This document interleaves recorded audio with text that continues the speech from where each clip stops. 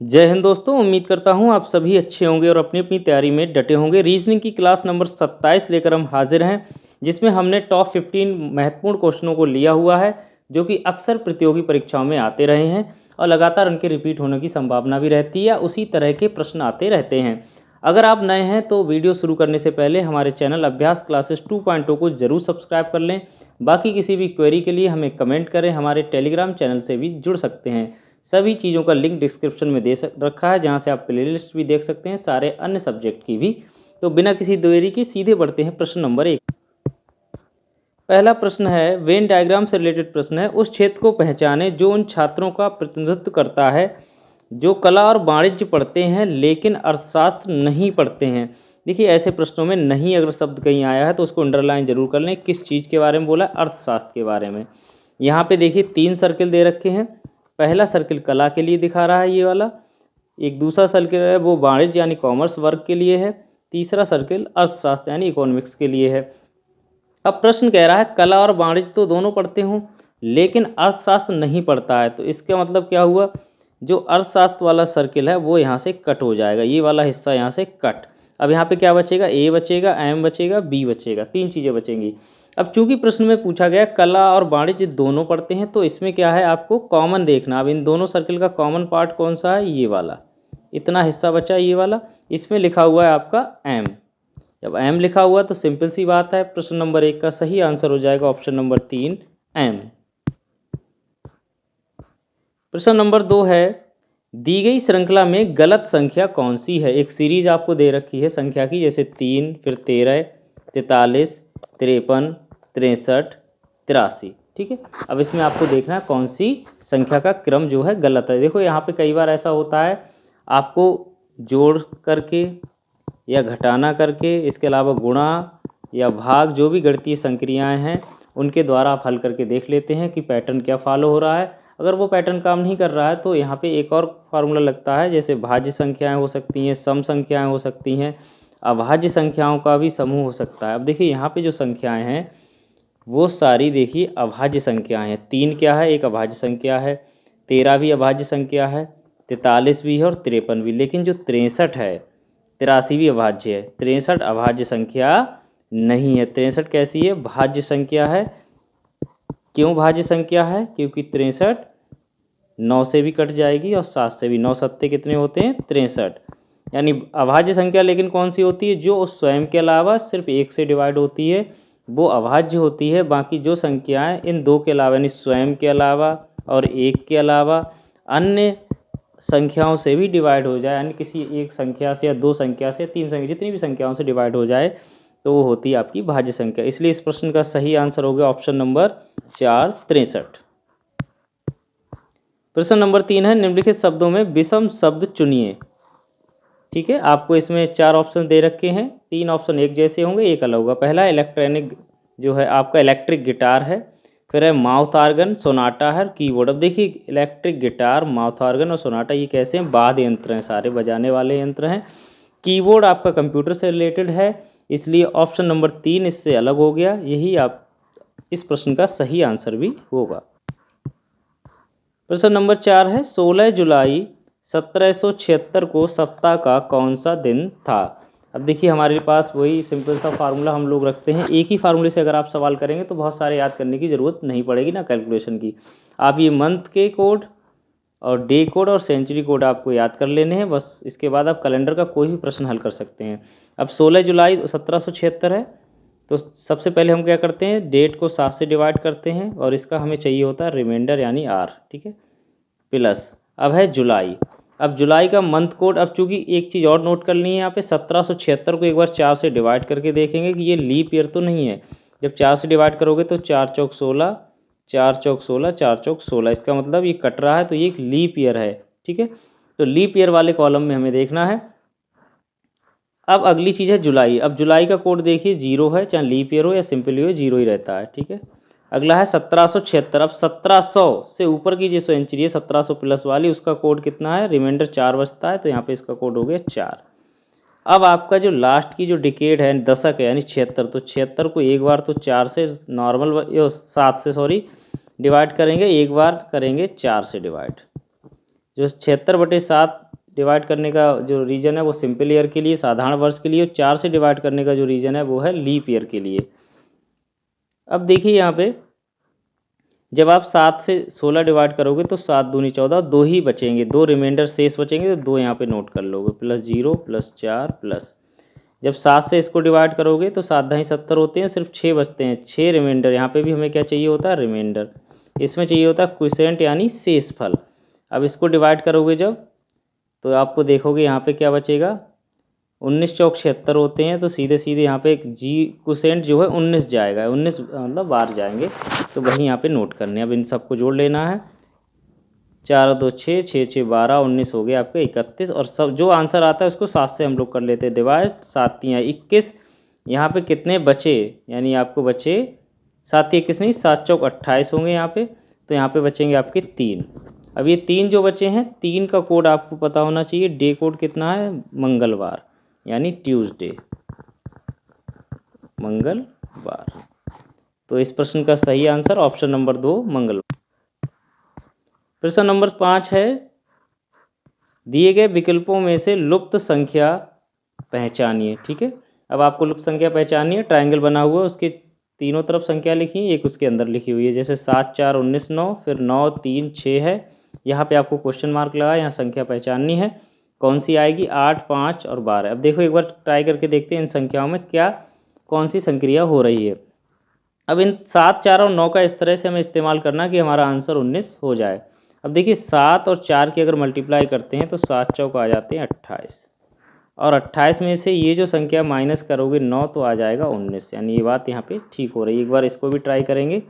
अब 8 यहाँ पे क्या है, 8 और 5 की मल्टीप्लाई कर लीजिए, तो 8 पंजे क्या हो जाते हैं 40, और 40 में से ये जो संख्या नीचे लिखी यानी 12, ये माइनस कर लोगे तो कितने बचेंगे 28, जो कि अंदर सर्किल वो उसमें ट्राइंगल में लिखे हुए हैं। यही सेम फार्मूला यहाँ पे फॉलो होने वाला है। 9 और 3 की हम यहाँ पे मल्टीप्लाई करेंगे, 9 3 होते हैं 27, और 27 में से ये जो संख्या 6 है ये माइनस कर लोगे तो बचेंगे 21। इसलिए इस प्रश्न का सही आंसर ऑप्शन नंबर 2 21। बढ़ते हैं अगले प्रश्न पर। नंबर 6 है, एक निश्चित कूट भाषा में लेमन को एल्मनो लिखा जाता है, उसी भाषा में क्लस्टर को कैसे लिखा जाएगा।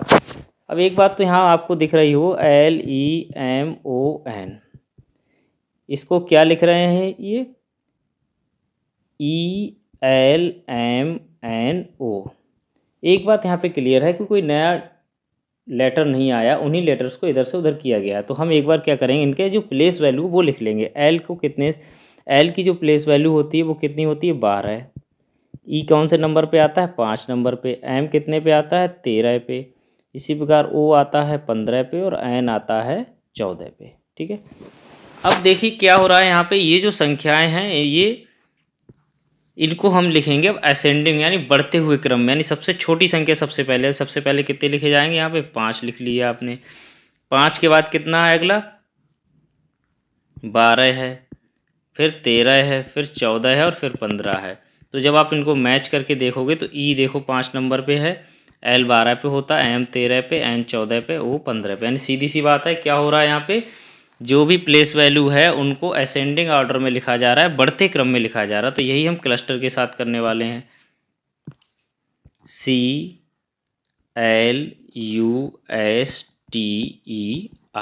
ठीक है, सी की कितनी होती है आपको पता है 3, एल की 12, और जो यू है यू की होती है आपकी 21, एस की 19, टी की 20, ई की 5 और आर की 18। ठीक है, अब इनको क्या करेंगे, हम एक बार क्रम में लिख लेंगे। जब इनको क्रम में लिखेंगे तो सबसे पहले कौन सा आएगी आपकी संख्या, सबसे पहले आएगी आपकी 3, उसके बाद कौन सी आएगी, 3 के बाद आएगी आपकी 5, 5 के बाद आएगी आपकी 12, 12 के बाद आएगी 18, 18 के बाद आएगी 19, 19 के बाद 20, और 20 के बाद 21। अब इन नंबर्स को 3 को किससे किया गया है, सी से, 5 को क्या है 5 नंबर पे ई आता है, 12 नंबर पे कौन आता है एल आता है, 18 नंबर पे आर आता है, 19 पे एस आता है, 20 पे टी आता है, और 21 पे आता है आपका यू। तो CELRSTU ये वाला जो ऑप्शन होगा वही सही होगा, CELRSTU ऑप्शन नंबर 1। प्रश्न नंबर 7 है, एक कूट भाषा में यदि सैंड को 168 के रूप में लिखा जाता है तो समान भाषा में पर्स को कैसे लिखा जाएगा। अब देखिए यहाँ पे सैंड को लिख रहे हैं SEND, सैंड को लिख रहे हैं 168, ठीक है। इनकी एक बार हम लोग प्लेस वैल्यू लिख के देख ले रहे हैं। अब प्लेस वैल्यू देखिए, S जो है 19 नंबर पे आता है, E 5 नंबर पे आता है, N आता है आपका 14 नंबर पे आता है और D आता है आपका 4 नंबर। अब इनको जोड़ लेते हैं एक बार। जब इनको हम लोग जोड़ रहे हैं तो हो जाएगा आपका 42 यानी 42। अब जब 42 हो रहा है तो अब इसको किससे मल्टीप्लाई, कहीं ना कहीं 168 लाना है। 4 चौक 16, तो 4 से मल्टीप्लाई हो रहा है, तो 4 अक्षर हैं इसीलिए 4 से हो रहा है। 1 लीटर, 2 लीटर, 3 और 4 लीटर, टोटल लीटर 4 हैं, तो 4 से इसकी मल्टीप्लाई होगी। 4 दूनी 8, 4 चौक 16 यानी 168 आ रहा है, बिल्कुल सही आ रहा है। यही वाला फार्मूला यहाँ पे लग रहा है। अब इसीलिए हम पर्स के साथ भी यही फार्मूला लगाने वाले हैं, PURSE, ठीक है। अब P की वैल्यू आपको पता है कितनी होगी। P जो है 16 नंबर पे आता है, U जो है आपका हो जाएगा 21 पे, R है 18, S है 19, E है 5। अब इनको एक बार ऐड करेंगे, जब ऐड करेंगे तो इसका आंसर जो आपका आएगा वो आएगा 79। अब 79 आएगा। लेटर कितने आपके, 1 2 3 4 5, तो यहाँ पे कितने से मल्टीप्लाई होगी, 5 से। 5 नेम 45, 5 सत्ते 35 और 4 39, 395। अब ऑप्शन देखिए, ऑप्शन नंबर 4 है 395, यही इसका सही उत्तर है। प्रश्न नंबर 8 है, प्रश्नवाचक चिन्ह के स्थान पर अगली आकृति कौन सी आएगी। आकृति को ध्यान से देखेंगे किस तरह का पैटर्न बदल रहा है। अब देखिए यहाँ पे एक स्क्वायर या रेक्टेंगल टाइप का बना हुआ है, ये देखिए, और इसमें एरो जो है ऊपर की तरफ है। अब देखिए ये जो एरो है, अब इसकी डायरेक्शन इधर हो गई, अब ये नीचे आ गया। अब सिंपल सी बात है, अपोजिट डायरेक्शन हो रही है। अगर ये ऊपर जा रहा है तो ये नीचे आया है, ऐसे भी आप कर सकते हो। ये इधर गया है तो अगला वाला किधर को उसकी डायरेक्शन हो जाएगी, इधर को हो जाएगी। तो यही ऑप्शन हमें देखना है, तो इसलिए इसमें क्या है, ऑप्शन नंबर 2 जब आप देखेंगे तो यही इसका सही आंसर होगा। प्रश्न नंबर 9 है, निम्नलिखित में से विषम शब्द चुनिए। आपके ऑप्शंस देखने आपको, खाड़ी है, द्वीप है, प्रायद्वीप है, अंतरीप है। देखिए खाड़ी, द्वीप, प्रायद्वीप ये समान वर्ड हैं, इसमें से विषम वर्ड कौन सा है, अंतरीप। प्रश्न नंबर 10 है, एक कक्षा में सोहन का स्थान ऊपर से 7वां और नीचे से 26वां है। कक्षा में कुल कितने विद्यार्थी हैं। इसमें उन्होंने कहा है ऊपर से तो 7th है, यहाँ पे अगर बैठे हुए हैं वो, और नीचे से कौन सा है, 26 है। ऐसे प्रश्नों में क्या होता है, ऊपर और नीचे या दाएं बाएं जो भी दिया है उन दोनों को क्या कर लेते हैं, ऐड कर लेते हैं और एक माइनस कर देते हैं उसमें से। 26 और 7 जब जोड़ोगे तो हो जाएगा आपका 33, और 33 में से एक माइनस कर दोगे तो कितना आ जाएगा आपका 32। तो इस प्रश्न का सही आंसर हो गया ऑप्शन नंबर बी, 32। प्रश्न नंबर 11 है, यदि किसी परीक्षा में बैठने वाले छात्रों की कुल संख्या 600 थी, उन परीक्षार्थियों का प्रतिशत ज्ञात कीजिए जो कम से कम 2 विषयों में अनुत्तीर्ण हुए हैं। यानी ये जो आपको वेन डायग्राम दे रखे हैं अलग अलग विषयों के, ये अनुत्तीर्ण छात्रों के हैं, यानी जो असफल हो गए छात्र उनके हैं। रसायन विज्ञान का सर्किल ये है, इलेक्ट्रॉनिक्स वाला ये है, अंग्रेजी विषय वाला ये सर्किल है, ठीक है। अब देखिए उन्होंने क्या कहा है, उन परीक्षार्थियों का प्रतिशत चाहिए जो कम से कम 2 विषय में, कम से कम 2, अधिक से अधिक 3 विषय, यहाँ पे 3 दिए तो तीनों में हो सकते हैं, यानी एक में नहीं, यानी एक वाले सारे कैंसिल। ये 27 हैं या ऐसे 65 हैं या 90, इनसे हमें कोई मतलब नहीं है। अब हमें क्या चाहिए, अंदर के जो पार्ट है, देखो ये वाला पार्ट भी कॉमन है, 15 10 28 22, ये सारे पार्ट कॉमन है। इनमें कोई तीनों में कॉमन है, कोई किन्हीं 2 में कॉमन है, और यही इन्होंने पूछा था कि किन्हीं 2 में कम से कम होना चाहिए, ज़्यादा से ज़्यादा तीनों में हो जाए तो कोई दिक्कत नहीं है। इसका मतलब ये सारे हम ऐड कर लेंगे, 15 + 10 + 28 + 22। जब आप इन्हें ऐड करोगे 28 और 22 आपको पता हो जाते हैं 50, 15 और 10 हो गए आपके 25, हो गया आपका 75 छात्र ऐसे निकले जो कम से कम 2 में और ज़्यादा से ज़्यादा 3 में फेल हो रहे हैं। और 600 कुल संख्या थी। आपको परसेंटेज निकालने को पूछा गया तो सबसे पहले ऊपर आ जाएगा 75, नीचे होगा 600, और कितने से मल्टीप्लाई करोगे, 100 से। अब 0 से 0, दोनों 0 चले गए। अब 6 को 75 से अब डिवाइड करोगे तो 6 से 75 को डिवाइड करना है तो 6 एकम हो जाएगा 6। अब यहाँ पे 1 बचेगा तो यहाँ पे 6 दूनी 12, 3 बचेंगे, पॉइंट लगाओगे तो हो जाएगा 6 पंजे 30, 12.5 यानी 12.5, जो कि ऑप्शन नंबर 1 इसका सही है, 12.5। प्रश्न नंबर 12 है ZYX SRQ LKJ।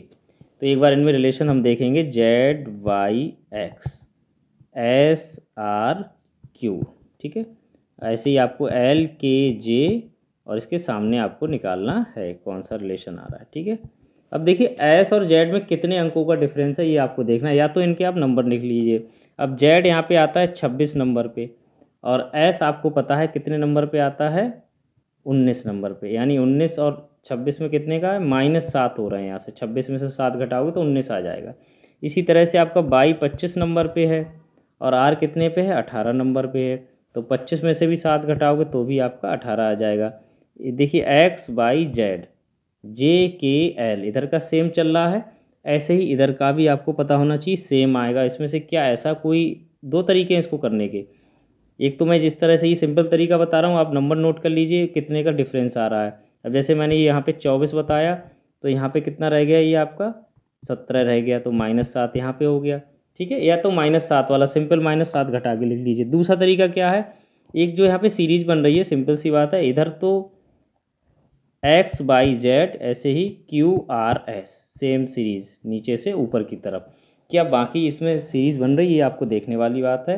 अब देखिए CDE तीनों सीरीज में है, CDE DEM आ गया तो ये वाला यहीं पे गलत हो गया, FGJ आ गया, H होना चाहिए तो ये गलत हो गया, RTS तो ये भी गलत है। इसका मतलब कोई भी इनमें क्रम में नहीं है, उल्टी तरफ से क्रम होना चाहिए। CDE तो ये क्रम में है, इसलिए ये वाला आपका यहीं पे आप तुरंत लगा दोगे, पहला ऑप्शन यहाँ पे ठीक होगा। और इस तरह से अगर -7 वाले से करोगे तो आपको निकालना पड़ेगा। जैसे यहाँ भी अब आप देखोगे L जो है आपका, L आता है 12 नंबर पे, E आता है 5 नंबर पे आएगा, यानी 12 में से जब 7 घटाओगे तभी तो 5 आएंगे। इसी प्रकार से K है, अब K आपको पता है K आता है आपका 11 नंबर पे, और 11 में से 7 घटाओगे तो आएगा 4, और 4 नंबर पे कौन आएगा, D। ऐसे ही आपका J 10 नंबर पे आता है, 10 में से जब 7 माइनस करोगे तो 3 आएगा, और 3 नंबर पे कौन आएगा, C। तो इस तरह से आप कर सकते हैं दोनों तरीके से। प्रश्न नंबर 13 है ABCD और E 5 नदियां हैं, A B से छोटी है मगर E से लंबी है, ठीक है। A क्या है, B से छोटी है, सिंपल सी बात उन्होंने बोली है, A जो है B से छोटा है, ठीक है। E से लंबा है तो इसका मतलब E से लंबा है, तो इस तरह आप लिख सकते हो, ठीक है। C सबसे लंबी, इन सब में C लंबा है, वो उसको हम बाद में नोट करेंगे, C सबसे लंबा है। D B से बहुत छोटी है और A से कुछ लंबी है। अब देखिए D जो है B से बहुत छोटी है, यानी B से ये छोटी है, लेकिन A से कुछ लंबी है, A से कुछ लंबी है तो A यहाँ पे आ जाएगा। अब इन दोनों का रिलेशन, और C सबसे लंबा है तो सबसे लंबा तो C हो गया, और आपको सबसे नीचे वाला देखना है, सबसे नीचे कौन आ रहा है। अब आपको इस तरह से बना लेना है, या तो इस तरह से आप नोट कर लेंगे तो और आसानी हो जाएगी। अब सिंपल सी बात है, पहले बोला इन्होंने A B से छोटी है मगर E से लंबी है। अब यहाँ पे जब बनाओगे तो A यहाँ पे आ जाएगा, B से छोटी है, E से लंबी है, ठीक है। इसी तरह से D B से बहुत छोटी और A से कुछ लंबी है। अब A से एक चीज़ और लंबी है तो इसीलिए ये जगह मैंने छोड़ दी थी, तो कौन है यहाँ पे, D आ जाएगा। और यहाँ बचा क्या आपका, C बचा, C ऊपर लिख दो चाहे यहाँ लिख दीजिए, यहाँ आएगा आपका C। तो CBDAE। अब सबसे छोटी पूछ रहा है तो E आ जाएगा, सही आंसर होगा ऑप्शन नंबर D E। प्रश्न नंबर 14 है X Y दोनों बच्चे हैं, यदि Z X का पिता है परंतु Y Z का पुत्र नहीं है तो Y और Z में क्या संबंध है। X और Y दो बच्चे हैं, ठीक है। यदि Z X का पिता है, Z क्या है, X का पिता है, ठीक है, परंतु Y Z का पुत्र नहीं है, Y Z का पुत्र नहीं, इसका मतलब क्या हुआ, नेगेटिव पुत्री तो हो सकती है, ये प्लस हो गया, ये माइनस हो गया, तो Y और Z में क्या संबंध है, यानी Y Z का संबंध इसने पूछा है, तो सीधी सी बात है ये आपके पिता हो गए, ये हो गई आपकी पुत्री। तो पुत्री और पिता का संबंध है, ऑप्शन नंबर C इसका सही है। प्रश्न नंबर 15 है, निम्नलिखित में से विषम शब्द पहचानिए। कुरुक्षेत्र, सारनाथ, पानीपत, हल्दी घाटी। देखिए कुरुक्षेत्र, पानीपत और हल्दी घाटी युद्ध भूमियाँ हैं, यहाँ पे युद्ध लड़े गए थे। महाभारत का युद्ध कुरुक्षेत्र में हुआ था। इसके अलावा पानीपत का युद्ध और हल्दी घाटी के महाराणा प्रताप वाला युद्ध आपको याद होगा। पानीपत की प्रथम लड़ाई, द्वितीय लड़ाई ऐसे आपने पढ़ा भी होगा। लेकिन सारनाथ क्या है? सारनाथ जो है आपकी गौतम बुद्ध की वजह से फेमस है, इसलिए ऑप्शन नंबर बी इसका सही होगा। सारनाथ ये तीनों से अलग है। आज के लिए बस इतना ही। बहुत बहुत धन्यवाद।